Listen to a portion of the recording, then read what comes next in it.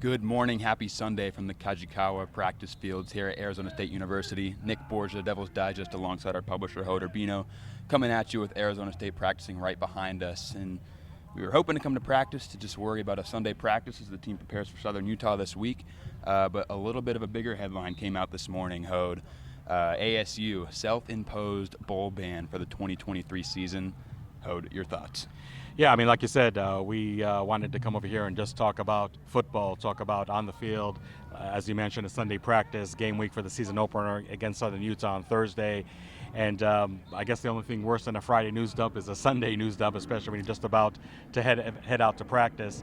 And the news, in some respects, may be not surprising, because I think there was, for the longest time, a expectation that whether ASU is going to self-impose a bowl ban like they did today, or just wait for the sanctions to come down from the NCAA for those alleged recruiting violations that took place some 3 years ago, that a bowl ban would actually be in place.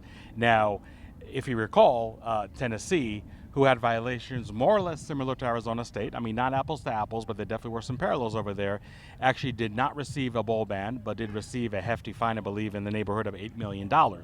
And I think when that news came out, a lot of folks examining the ASU situation thought that maybe ASU, that just like Tennessee, has cooperated quite a bit. I mean, don't forget, it really offered not one but four sacrificial lambs, if you will, as four coaches needed to resign in the first, I would say, 6 months or so after the investigation started because of those recruiting allegations. So ASU definitely showed from the get-go that it was willing to cooperate with the NCAA, so maybe having the self-imposed bowl ban is not a surprise.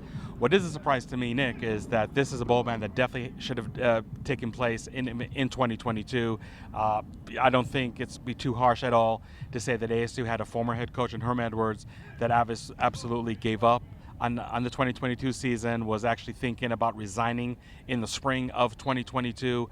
ASU Athletic Director Ray Anderson, who's today as a practice, by the way, needed to read the room, as you say, and know that a bowl ban in the 2022 season would make much more sense in a campaign that really was going anywhere, instead of kicking the can down the road. And maybe the can wasn't kicked that much down the road, as Kenny Dillingham is the one that is supposed to endure that bowl ban. But just think about the absolute blow to the 15 seniors and to Kenny Dillingham, who I think really has done a great job turning around this program in terms of the culture, elevating the talent, really getting this fan base excited again.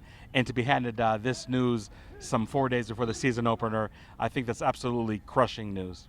So I want to touch more on the impact on the team that you just mentioned. We know every team can't compete for a national championship, sometimes not even a conference championship, but a bowl is a reachable thing for a lot of college programs, and the 2023 ASU team is not going to have that. What do you think the impact is on the team as a whole? Yep, so right, Nick. I mean, I said that if ASU did make a bowl this game, did win 6 games, which is obviously doubling the amount of victories it had in 2022, you can call it baby steps. So as long as the baby steps in the right direction, I think the fan base would really be okay with that. And to be part, of the postseason, after everything that has gone in ASU in the last 3 years, NCAA investigation, the resignation of Herm Edwards, and just the turmoil, now to have the team have the opportunity to go to a bowl game, I think is something that really did excite the fan base. And I think in Kenny Dillingham's first year would definitely be an achievement that is noteworthy.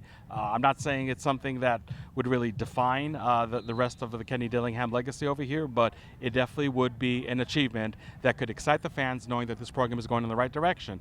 As I mentioned earlier, what a blow to the 15 seniors that came over here. Defensive end Michael Matuz is probably the first guy that comes into mind. I mean, he experienced so many highs and lows, and now to be denied the opportunity in his last year at Arizona State after suffering an ACL injury just about a year ago today that prevented him from suiting up for the 2022 season, not to have the opportunity to participate in postseason play.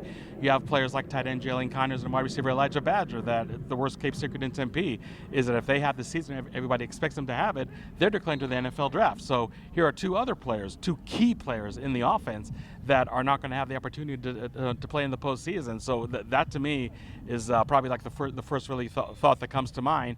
And maybe some of the fan base that was a little fickle on the Kenny Dillingham hire, which I don't think they should have been, but thinking like, okay, what can you really do in year one? Well, now Dillingham is really handcuffed with his postseason ban. I mean, obviously, the best case scenario for ASU right now, even though they cannot make postseason play, is to win 6 games, let alone more, be bowl eligible. Which may, I understand, on the one hand, really bum out fans, think about what could have been or what really should have been in 2022, but also to show that this team was really able to not bother itself with a huge cloud that's hanging over their head as part of the even bigger cloud of the NCAA investigation, which we don't know when it's going to end. I mean, a lot of people are telling me end of calendar year, but since it's dragging as long as it has, I mean, it's anybody's guess when that's going to conclude. So you really wonder how much the ASU team can really put that aside. I mean, maybe it's a good thing that ASU has the quote-unquote cupcake game against Southern Utah and are not starting with Oklahoma State or Fresno State in week 1. Maybe that does help ASU really distance itself from this bad news that they received on Sunday. But I think it goes without saying that the proof is going to be in the pudding, and we'll see how Arizona State performs this year. And unfortunately, if they do have a losing record, then I think that's going to be the first and foremost aspect, failure or not, that people are going to point to, and that's that postseason ban. So we'll see how Arizona State handles it. I mean, I think Kenny Dillingham had a lot of challenges already in his first year in Tempe, but the challenge that he was presented with today on Sunday morning with the self-imposed bowl ban might be the biggest challenge to date. Well, I think we both know this team will move forward, and a motto that I'm sure will come out of today's practice is only worrying about what can be controlled by this team. So with that, Southern Utah this Thursday, August 31st, 7 p.m. at Mountain America Stadium. Hoder Bino and I will be there covering everything for Devil's Digest, so make sure you lock it in there at DevilsDigest.com. Drop a follow at Devil's Digest on Twitter. Until then, we will see you next time. Thank you so much for tuning in.